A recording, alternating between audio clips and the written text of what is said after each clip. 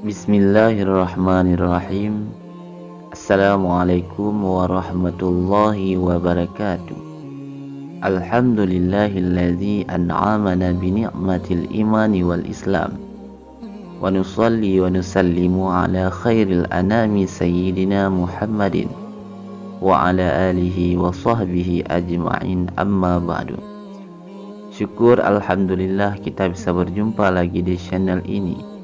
Salawat dan salam selalu dan tetap tercurahkan kepada junjungan kita Nabi besar Muhammad sallallahu alaihi wasallam. Allahumma salli wa sallim ala sayyidina Muhammad wa ala ali sayyidina Muhammad. Harapan dan doa saya, semoga saudaraku semuanya selalu diberikan kesehatan, dilapangkan rezekinya, diampuni dosa-dosanya, dan dipanjangkan umurnya, amin ya rabbal alamin. Sahabat beriman yang dirahmati Allah, zina merupakan suatu perbuatan tercela yang sangat dimurkai dan dibenci oleh Allah subhanahu wa ta'ala. Bahkan Allah pun tak segan-segan menghukumi hambanya yang berani melakukan perbuatan tersebut. Setidaknya umat Islam sepatutnya menghindari perbuatan zina tersebut.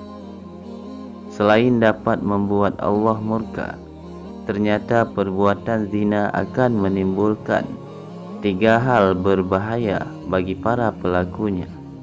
Lalu apa sajakah 3 perkara tersebut?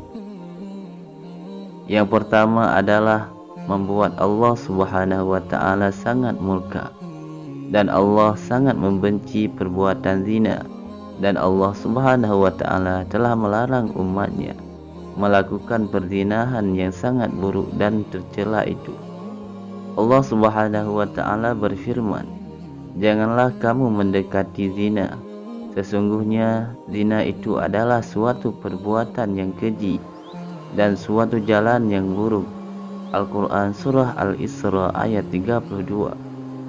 Akibat kemurkaannya terhadap perbuatan zina, Allah tak segan-segan menghukumi para pelaku zina di dunia, sebagaimana Allah subhanahu wa ta'ala berfirman, perempuan yang berzina dan laki-laki yang berzina, maka adalah tiap-tiap seseorang dari keduanya 100 kali darah, dan janganlah belas kasihan kamu kepada keduanya untuk mencegah kamu menjalankan agama Allah.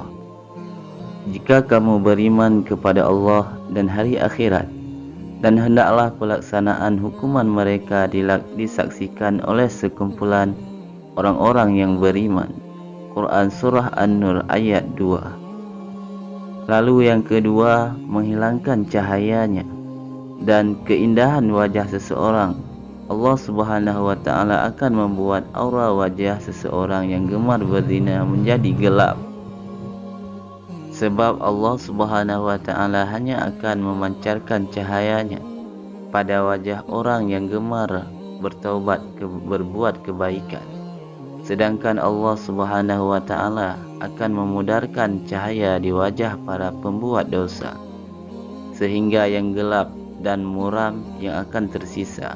Hal tersebut Allah sebutkan dalam surat Yunus.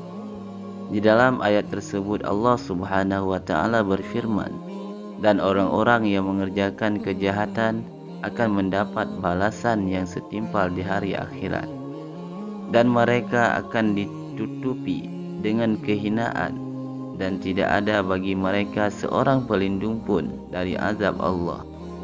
Dan seakan-akan muka mereka ditutupi dengan kepingan-kepingan malam yang gelap gulita, dan mereka itulah penghuni neraka yang kekal di dalamnya. Quran Surah Yunus ayat 27. Yang ketiga, pelakunya kekal di neraka. Hal tersebut akan menimpa para pelaku zina yang enggan bertaubat dan enggan menyesali perbuatan mereka. Pasalnya, Allah telah menyiapkan neraka sebagai azab bagi para pelaku zina. Bahkan azab tersebut akan melipat gandakan di hari kiamat kelak. sebagaimana telah disebutkan di dalam surah Al-Furqan ayat 68 sampai 70. Allah Subhanahu wa taala berfirman, dan orang-orang yang tidak menyembah roh yang lain beserta Allah dan tidak membunuh jiwa yang diharamkan Allah kecuali dengan alasan yang benar dan tidak berzina. Barang siapa yang melakukan yang demikian itu, niscaya dia akan mendapatkan pembalasan dosa, yakni akan dilipat gandakan azab untuknya pada hari kiamat, dan dia akan kekal dalam azab itu dalam keadaan terhina. Kecuali orang-orang yang bertaubat dan beriman dan mengerjakan amal soleh, maka dari itu kejahatan mereka akan digantikan Allah dengan kebajikan, dan adalah Allah Maha Pengampun lagi Maha Penyayang. Quran Surah Al-Furqan ayat 68 sampai 70.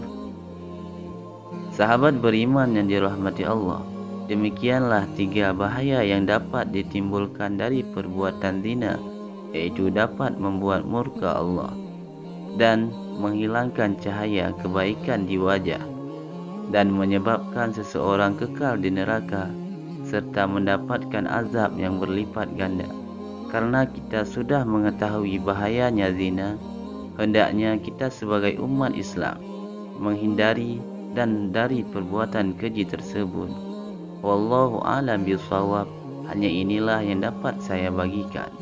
Semoga bermanfaat untuk kita semua dunia dan akhirat.